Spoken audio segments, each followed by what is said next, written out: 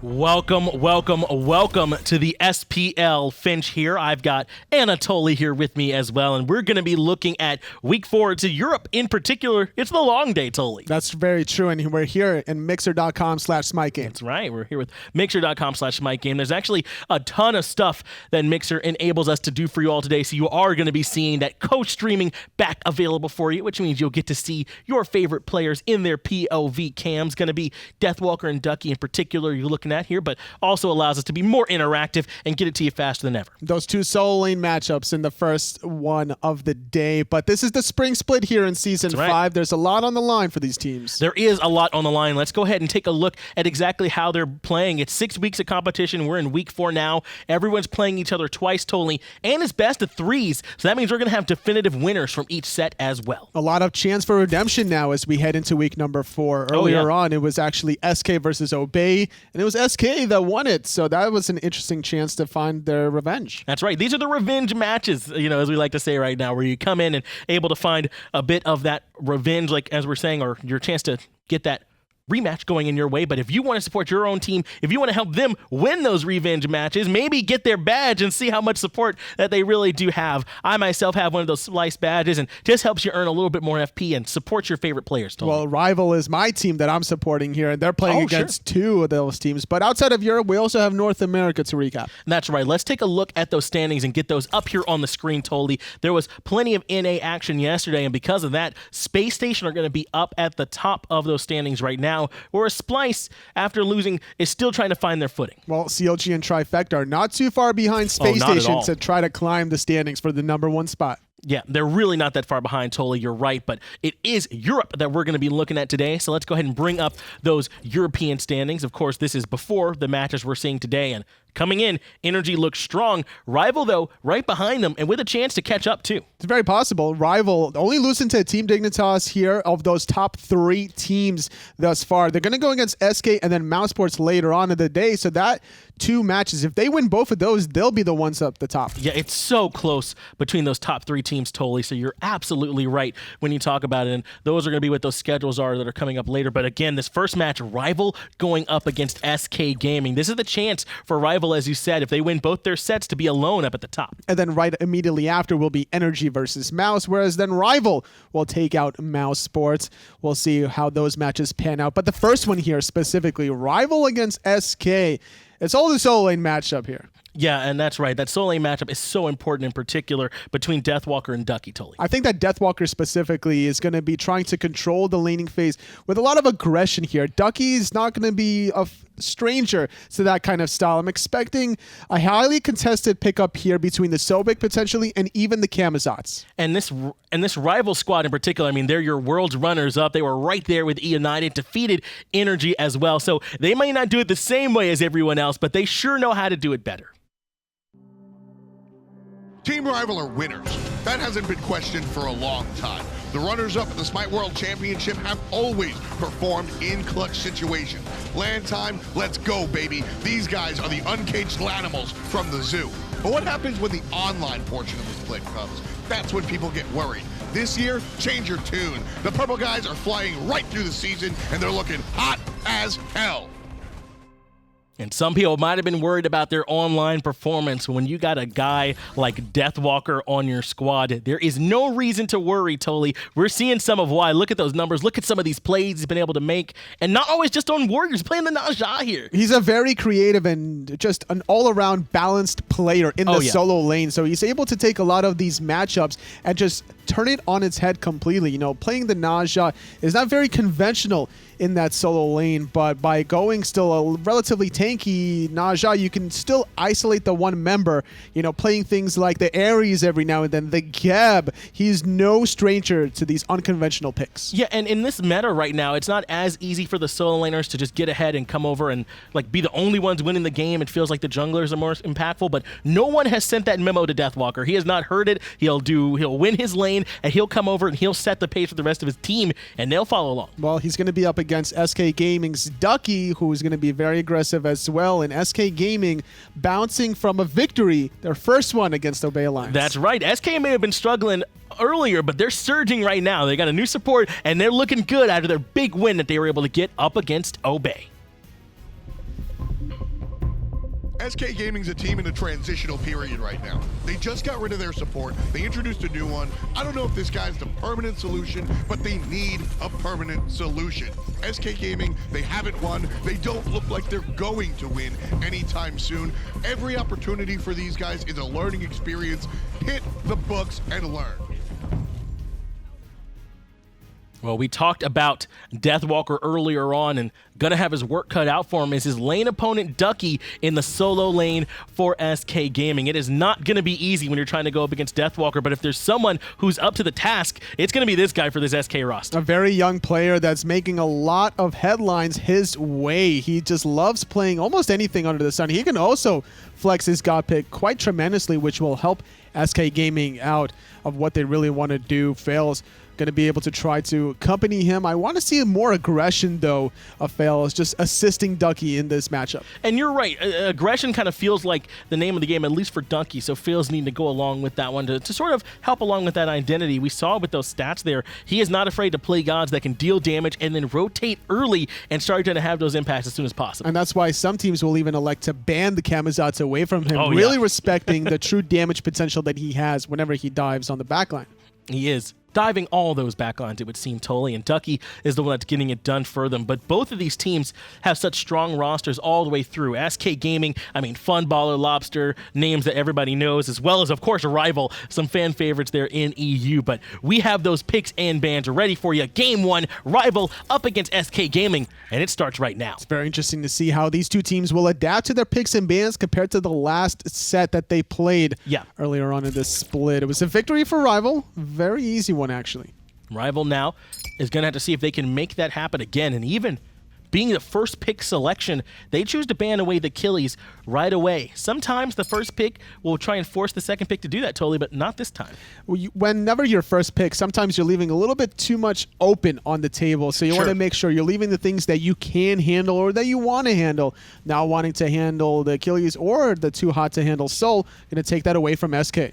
SK, on the other hand, is going to take away the Nuwa, which we've seen sort of rise as one of those mid picks. Is it just the safety of this Nuwa, or what has Nuwa sort of, I don't want to say rise because of her ultimate, but certainly on the rise? It's definitely easy to defend herself with the Clay Golem Shining Metal. It doesn't matter what jungler is on her, as long as they're within proximity, it's going to be easy counter engage. And sometimes that's all it takes. If the meta has a lot of junglers diving, then a mage that can peel for themselves is going to come to the forefront, and Nuwa is that.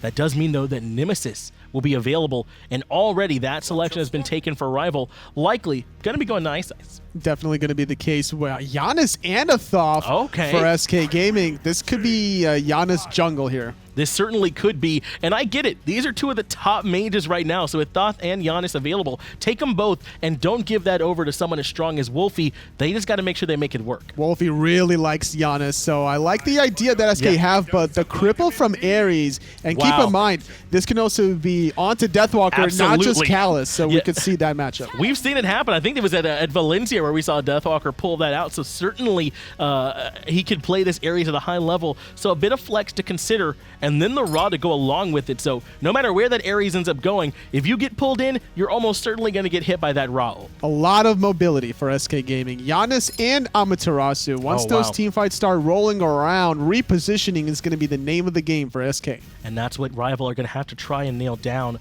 SK going to elect to ban away the Kamizats themselves. This is one that we know Duckies like to play and could have selected for themselves, but they take it away along with the Artemis. They don't want to see that selection on vote either.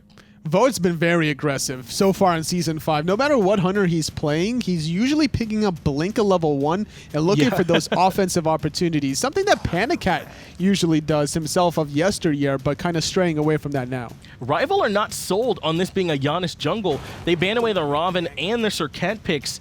Those are both strong. No matter where they go, you don't want to let them through, so they take those out. But it does mean that the Sobek can be selected by SK, and they snatch that one up. And then Chulainn and Hachiman come out for Team Rival. I think that SK will play this Janus jungle there because they already have Amaterasu and Sobek. That's true. They can easily flex that out. And with Faeles, his Batz here, it indeed looks to be actually there is no hunter That's what for it SK Gaming. It looks like they're probably going to be taking either the Janus or the Thoth over into the long lane for this squad. And it's something we've seen a little bit more because Hunters don't get as much farm over in the duo, so maybe put a mage over there. We see Nuwa do it as well. What are they trying to get done here with this one, totally? Well, you can actually leave Janus alone in the duo lane because you have so much opportunity to escape with your portals. Yeah. As long as you understand how the geometry of that side lane wall works between not only the jungle side, but the outside wall by the water, there are some sweet spots where you can safely go into your tier 1 tower. I do want to point out Chulainn was selected as well by Rival, so it means we might be seeing that Ares go on the Kalis instead as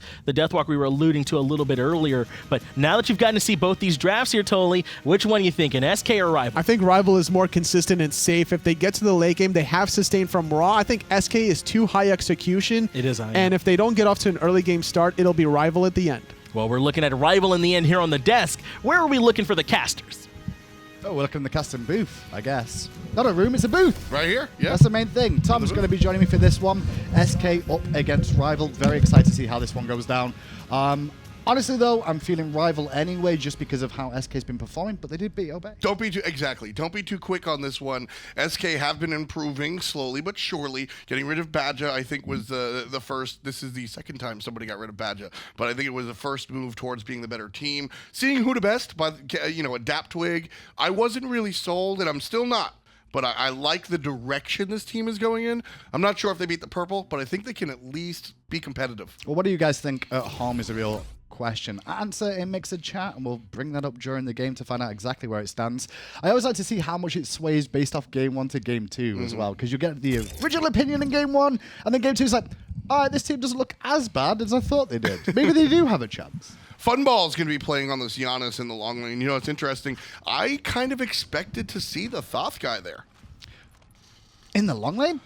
Yeah, simply because, Janus is a little bit safer. So when you're playing Janus in the middle lane, he has a couple of, exit strategies that the Thoth doesn't have. But I guess, on second glance here, I'm not going to take Lawbster off of Thoth. I mean, take into account is long lane is the most dangerous lane in the game. That's why you have 2 people there, in theory. And Janus being there means he's got a little bit more survivability in my eyes. Not escapability. Think about it this way. You can't escape the left wall. Sure. It's only the right wall. Sure, but the dash from Thoth in mid lane gets him all the way back to his tower. Could do that in the Hunter lane too. Can you, though? From mid all the way dash back? No, you will not be in tower. Fair. That's the difference I'm looking at there. So I get your point. I think what it comes down to, and again, I think this is a very important point when you talk about breaking the meta, to bring out the Demon Machine reference. I think you got to, not only do you, okay, we have these weird picks, cool, good for us. You have to identify all of the X's and O's about how to position the team, etc. But also, can you play the damn god? Maybe it just comes down to the fact that Funball's a good Janus, and he's not a good Thoth, so they give him the God of Doors. I'm not surprised, though, at how many mages we're starting to see in this lane. And not mages like Saul and Kronos. I mean, actual mages. Nuwa, Janus. You've seen more and more variations to this now. I guess it's because people feel that, itemization is a little bit better for mages right now, and people are noticing the spikes they're putting in. Right now, what I've realized is that this duo lane, and I like that we see this duo fight, this doesn't last that long, and then this becomes 2018 solo lane. Yes. Solo lane is a bruiser brawler lane now, where we see so this is the solo lane, meaning this is where you get your farm, and this is where you can sort of put your hyper. I expect to see the hyper carries, the Kalis, and the et ceteras. If anything, I actually think you could see hyper carries go to the solo lane eventually, because that's where they used to be. Farthest away from the action, going to be left most of the time on their own. So why not send a hyper carry there? I think the problem is that the solo lane, you're fighting so often, you're encouraged to fight with the Warrior's Blessing. Nice little stomp from Lawbster there. He was looking to try and collapse around an iceicebaby, but recognizing under pressure. He did have to use his beads there, though, which is quite important. So Lawbster with a, not necessarily a misstep, but just caught in an awkward spot. Yeah, really big stuff, and Team Rival actually pressure. going to wrap around, and Lawbster making sure that nobody's caught off guard there. I actually think the minion wave was the only thing that detracted Team Rival from getting more aggressive onto Lawbster there. The next 2 minutes for Lawbster could be a little bit painful, specifically against iceicebaby with these slows. That was really dangerous of Faeles walking through. You saw Lawbster took the safe way. Faeles came right in front, walked in the middle of a choke point in front of a Ra and a Nemesis. Ooh, that's gall. And funny enough, this is the reason Rivals just found this lead at the start of the game. It's because of that Lawbster rotation looking to gank on the right or put some pressure onto Ice that then got turned around. So they lose their red buff, they lose their back harpies, and Rival off to a small lead already. No surprise, this is basically what Ice says. I think the back harpy steal is Ice's signature. I've seen him in that back harpy camp more so than any other jungler this Twig, season. though? Yes, even Twig. Okay, maybe Twig's on the right side of the map, I guess. The left-hand side of the map, I guess we can concede that to iceicebaby, but Twig is definitely the man on that right-hand side that loves those harpies. You know, it's funny. I really like what CSGO does with their maps. When something exciting happens, they'll usually like put a piece of graffiti or a poster. Yeah, I kind of want to put an Ice poster on the left and a Twig poster on the right. Just to say this is their camp, this is where they're always hanging on. They've owned it, and you know, this is a jungler-driven league in Season 5, and these guys playing that aggressive, looking for those invades.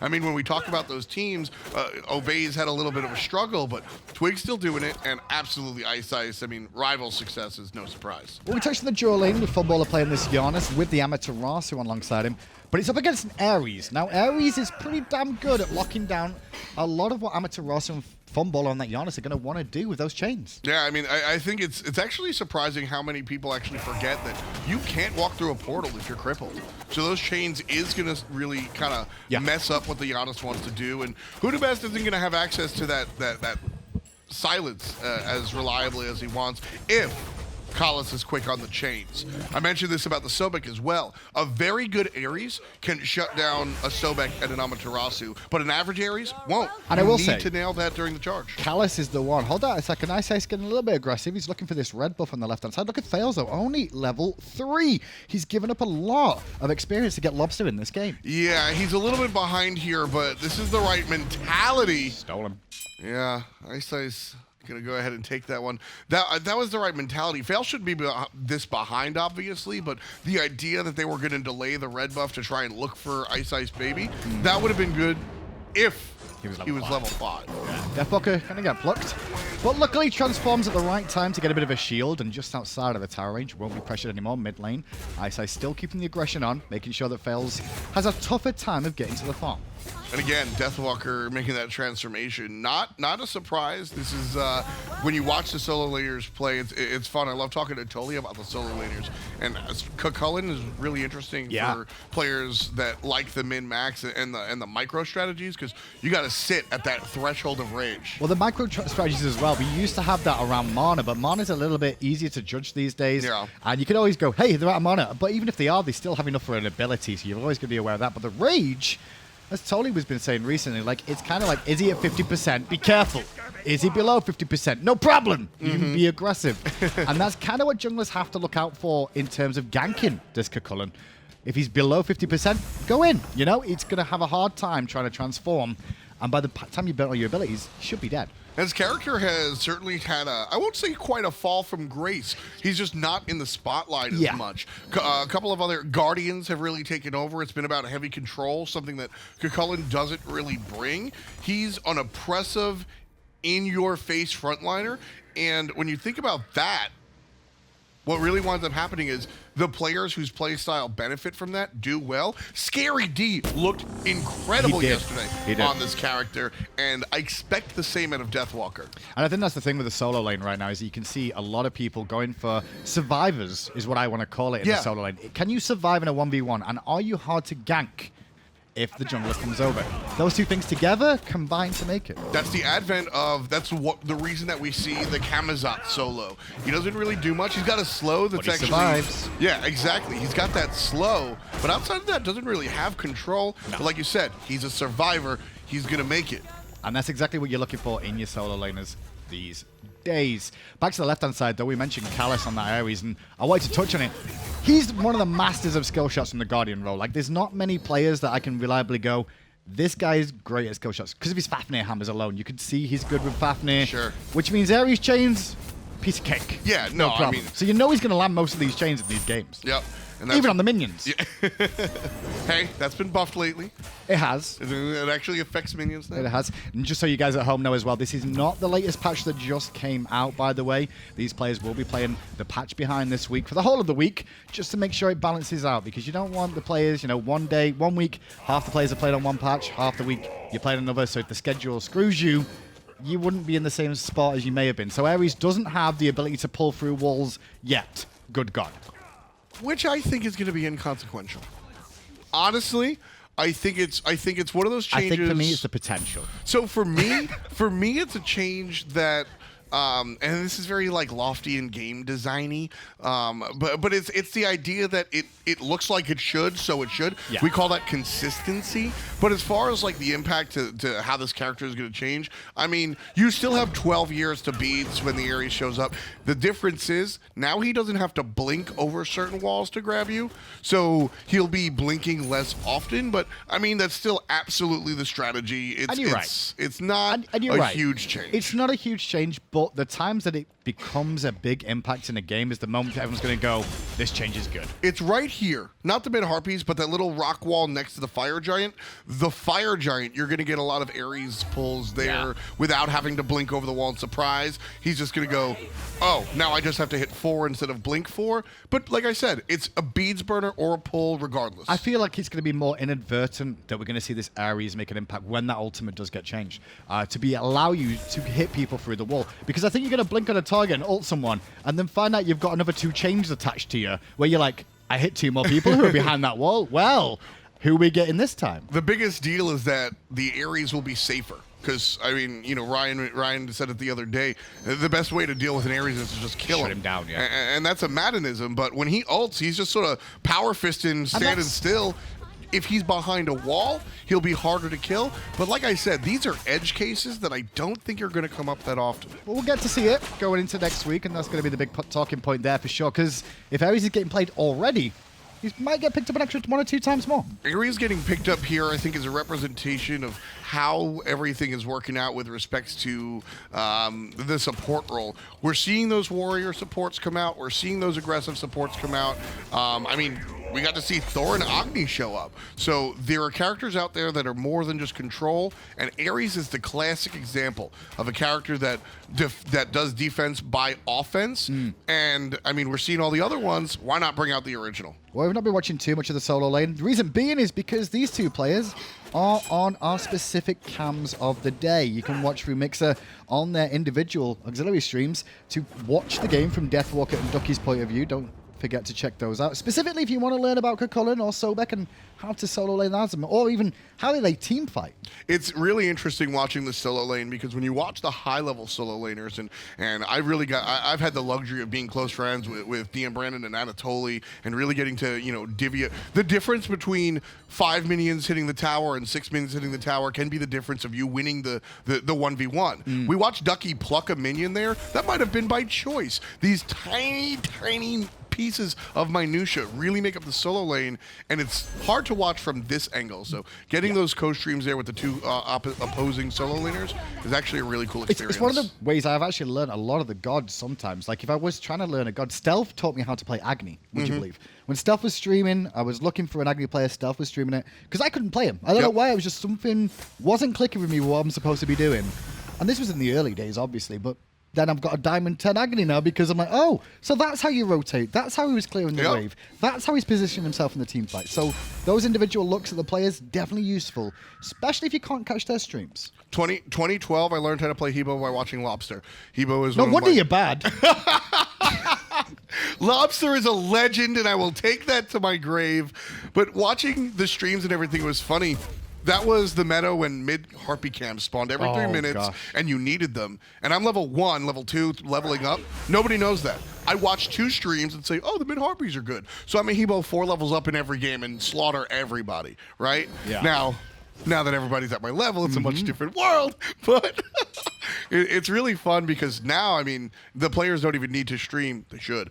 You could just watch the co-stream to really get that experience. Get a feel for each of them. Wlfy potentially being looked at by rivals. Slow game so far. Which bodes well for SK Gaming, I think. Not so much Team Rival. The Thoth and all these characters will do better in the late game. And I'm looking at Faeles. He doesn't want to fight early anyway. He needed to catch up, and that's exactly what he did. About half a level down. He was 2 levels down. Miserable spot. Team Rival let SK Gaming stay in this game. Maybe they're just factoring in Lawbster still has that ultimate, so they could always try and steal if they go for a neutral objective. But realistically, I mean, Tom, Season 5, we've been around since Season 1, me and you, and we've seen a lot of metas. Obviously, there's no mid-harpy contest as much with the 3-minute respawns of Season 1. No hog invades, not as much invading going on at the start of a game. Instead, it's farm up for the first 10 to 15 minutes, try and get a pick or two for a lead to know where your advantage is, and then it's team fight time.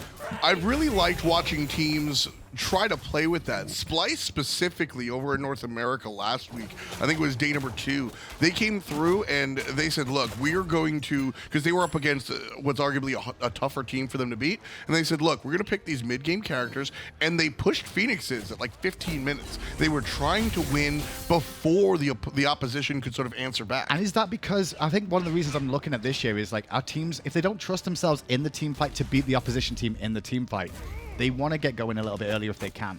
Right. This game, for example, that's why I think Rival have just sat here. Because they're like, you know what? We can beat them in team fights. We know in a team fight scenario we should win. So let's just farm. Yes, I think that is largely what happens. But looking at, you know, from the other side, from SK Gaming's perspective, I mean, this is a lot of times the lower end team winds up trailing behind and then just holding their breath until everybody has 6 items. So, you know, when you're letting the team sort of stay here, we can build these Warlock states. We can build these items. No deaths in this game. This is all just farming from Rival. Better farming, stealing away a couple of camps here and there, getting those neutral objectives. And I don't mean the big ones like Gold Fury and Fire Giant or Pyromancer, just the right and left Harpies. That is a superior amount of farm where they're doing a better job of sharing the experience too. I mean, I'm going to use an Adonicism here real quick. This is death by 1,000 cuts. Team Rival are stealing a blue buff. Stealing a red buff. Ice is at your back Harpies. But you don't notice it, and then all of a sudden you look up and you're like, oh, we're actually down like 2K, and well, Lawbster's down a level. And Funballer's down 1. Oh no, right? But again, with these mages, I'm not really too concerned right now. I get concerned in 5 minutes. Right. WhoDaBest, still a bit far forward, trying to contest a ward. Now been surrounded by 3. Snipe off the mark, but they might have to clean up. They do. Ice will get it, even though the no escape was used for good measure to make sure he couldn't get away. Now, one of the reasons that Badger was stripped from this team was basically what just happened to WhoDaBest. And just always caught out of the bad rotations. So here I think SK are kind of used to the support getting caught out. That felt like an Emil. Do you remember when Emilzy kept getting caught all that time ago when he was on Obey against Energy? And Energy would put this trap ward down that, like, Emilzy would always go and try and take, and it got him killed. Yeah. I think that was one of those plays that Rival just did. Went, why is he here on his own? Where is everybody else? No, he's in trouble. And this could be a goal period because of it. Yeah, it's going to be open right here. 25% already on the objective. Janus tosses the ultimate out, but the chase down onto Lawbster is good coming out from Ice. But Ice has to be careful that he doesn't go too deep. But now they're surrounding WhoDaBest. And WhoDaBest goes down. Great fear, no evil, though. But where's the follow-up from SK Gaming? In goes Faeles to the backline, looking towards Vote. That's the big talk. Beautiful. But he leaps back towards mid, and Wlfy's waiting right there. And the sun will pick him up. Finish him! Finish him! Finish him! SK Gaming are good at... Thank you. Don't let that player get away. Now chase down iceicebaby. Graham, if they get 1 or 2 more kills, Team Rival might be able to be on the bad side of a gold fury. Oh, the plug just off from Ducky, but Wlfy's still getting low. The Aegis bought him enough time, as did the beats, to get away from the danger. Deathwalker and Wlfy both have to pay. This is a free gold here, Tom. Should be. Free, paid in advance. Sure. But right now, this is the downside to not having the Hunter. You don't have that sustained DPS. SK Gaming is probably going to be able to grab this anyway. Yeah. But look how slow this is in juxtaposition to a team with a Hunter. Well, I mean, WhoDaBest turning up there does help out, but go back through that team fight and it was actually WhoDaBest was the one that ended up getting caught at the start. He tried to support Lawbster, who was getting engaged on, who was trying to defend the gold. Yep. WhoDaBest gets picked, and then SK initiate when they all clump up from Rival.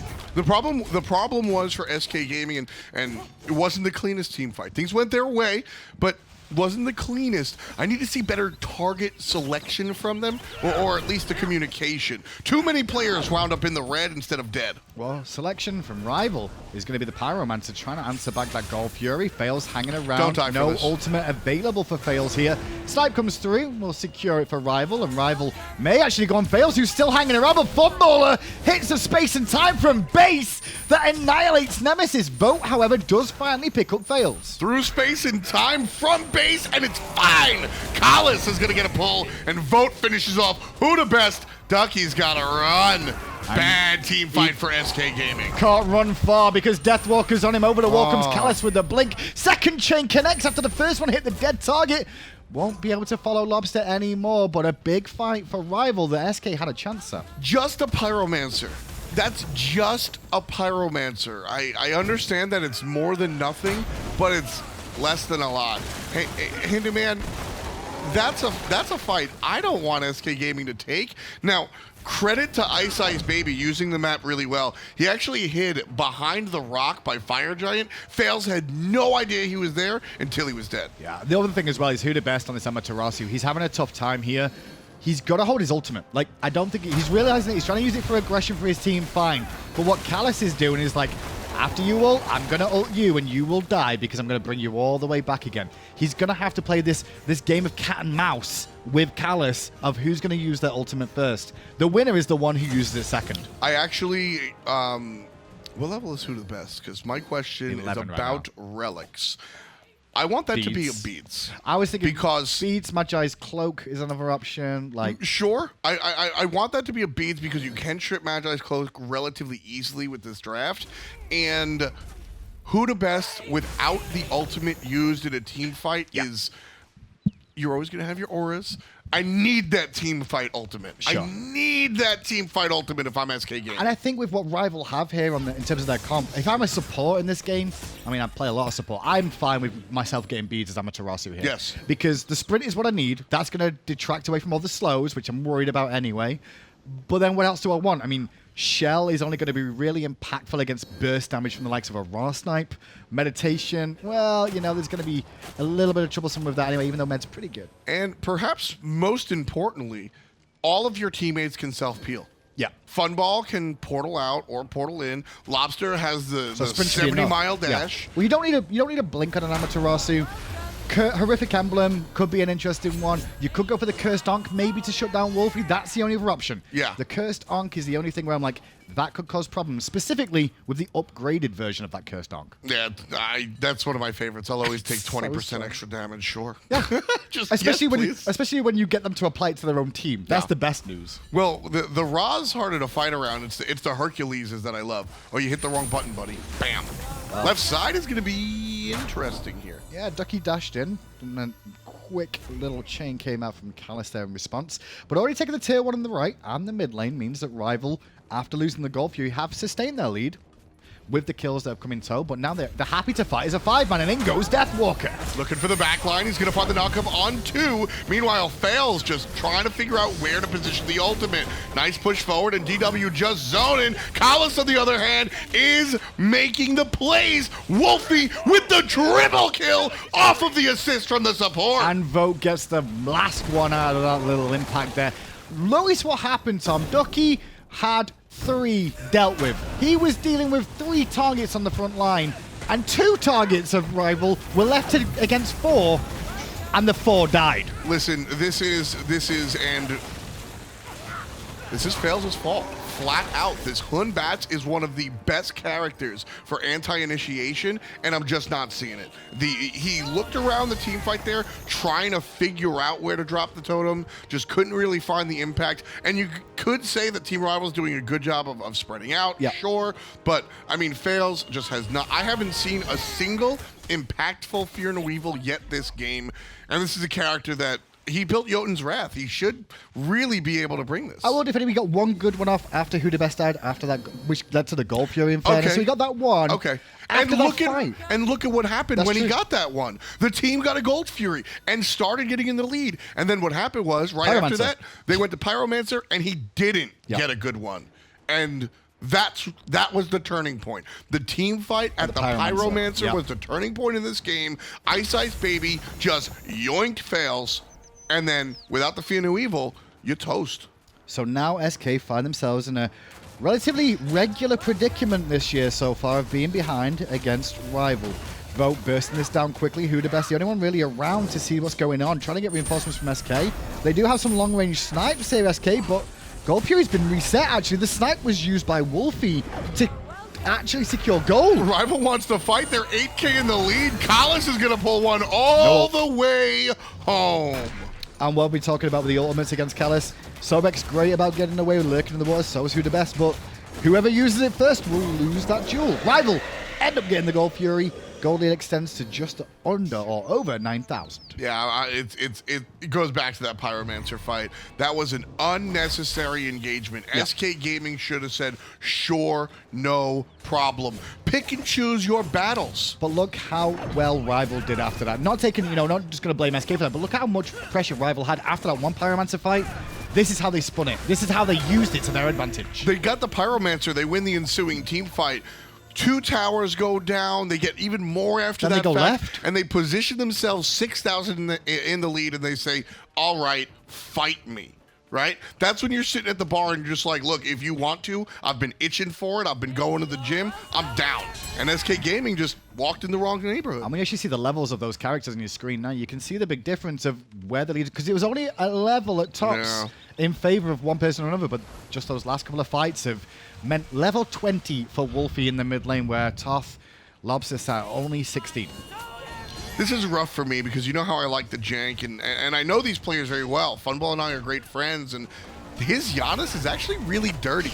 And given the opportunity, You have a lot of players in you have a dirty Janus. I'm not gonna lie. Like, I mean, we watched it's in the Cherio. blood. Yeah, We watched Cherio I've play seen the Trickstack jungle. do it too, so I'm like, yeah, it wouldn't surprise me. Everyone seems to be able to play Janus.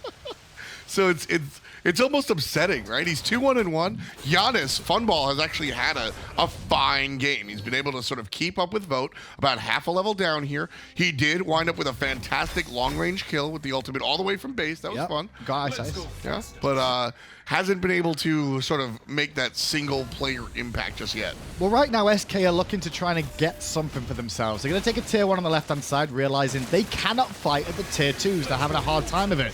So they've sent both the mages to get some farms specifically, but also answer back. But are they going to be back in time? I don't think so. They'll make it in time because Rival is spread out. Rival, however, definitely want to take this fight now, capitalizing on the power play, but I don't think that's going to happen. Go pluck on Deathwalker, but Deathwalker tanky enough to take a couple of Phoenix shots. Nothing to worry about, especially when he's got sustain from Rana and the extra help. But Vote is overextended. Oh, the Aegis, thank you. WhoDaBest finishes that one off.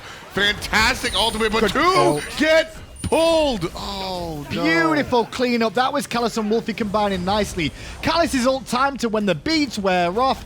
In comes the rat, in comes WhoDaBest, and now it's only 3 against the army of Rival. Deathwalker going to put number 14 on the board for Team Rival. Wlfy continues his reign of terror. 7-0-8 for the young man. This guy has really stepped up today. He's stepped up this year. Wlfy's really, he did well at Worlds and he's been grinding his way through, but this year Wlfy's looking on a different train right now. Absolutely. Confidence is something he's bursting with right now. Absolutely. It's fun, and I'm glad he's been able to bounce back from this. A little bit of... Nah, this one's Rivals. It should be over here. I don't think Funballer could do much in the Janus. Maybe one unstable Vortex, but with a raw snipe to end it off, 15-4. Rival put SK to bed in game 1 early. Oof, man, again, and you know, it's funny doing commentary. Sometimes you question the things you say, right? Yeah. Right there at the end, Faeles isolates one player with the ultimate, and I say, fantastic ultimate. And then he they gets a kill. Yeah. That wasn't a fantastic ultimate. He needed to save that for the team fight. Fear No Evil, yes, you can isolate one player. Just because Vote's off of the map, that's not who's been beating you all game. It's been Wlfy and Collis. You take care of Vote, but I think that ult really should have been used to disrupt the pull ultimate combination. Yeah, I do feel with Wlfy and Callus doing so well as a team there, Yeah. Deathwalker was also a nuisance that was causing problems. So they were distracted with Deathwalker when it was Callus and Wlfy. Who do you guys at home think was MVP for Game 1? Very quick one, however, for you to try and break down and work out. But let's head over to the desk and see exactly what they think. Thank you, Graham. Thank you, Tom, for bringing us that game. It is going to be Finch and Tully here on the desk. And yeah, we want to know who you all think was the MVP. We got our ideas, but we want to hear from you. And there's a couple points in that fight or in that game where you could talk about how that one got away from SK. There was just not that much pressure, I think, from Faeles' Hun Batz, more importantly, to get that kind of a lead. And the Janus was an interesting pick. They wanted to pick Thoth and Janus, but the question remained, where do you put it? I don't think the Hunter position favored Funballer whatsoever because he was behind level-wise. Even without a single death at like the mid-game portion, he was level 10 versus Vote's level 12. And that's without a death. He was just kind of falling behind in the farm. He can't really combat against the physical Hunter. That's why most teams will purposely put the physical Hunter against the mid-mage in the middle lane. Well, it looks like you all have major selection. Wlfy is going to be the MVP for Game 1. And chat, I gotta say, I kind of agree with you. He looked great. Following up a lot off Callus' setup, he wasn't always the highest in the player damage itself, but when he needed to hit his abilities, he made sure that he did, looking great on this Raw. It's very true. I was looking at the player damage at one point in the game. Towards the end portion, he was still like in the middle of everybody. So it was just basically the timing of his damage more impactful than anything. Those snipes, man. Whew. Yeah, and he was doing it off the follow-up. I mean, Callus did an excellent job on this Ares, making it easy for him. You know, you don't need 20,000 player damage if every drop of the damage you're doing is irrelevant. Like we're seeing here, nothing missed, everything looking perfect. And Wlfy, yet again, just looking clean, man. That's right. That's Ares also for you, being able to set him up. Whether or not you find the pulls, it's just the more impactful slows coming from those change and getting those people in the execute threshold. People forget just how much damage Ares can really do. Yeah, and it might have been Wlfy that was one getting those hits, and certainly not last hits. He was providing plenty of damage, but I mean, Deathwalker looked great on that Chulainn as well. Did such a good job in lane. Every time he rotated over to fights, he was such a nuisance, distracting several members by himself, and those two did such a good job. In fact, if you want to get a better look at what Deathwalker is doing, along with Ducky, we do have that co-stream for you. We're able to see the main game, our in-game spectator, as well as see what Ducky and Deathwalker are up to from their perspectives all at once.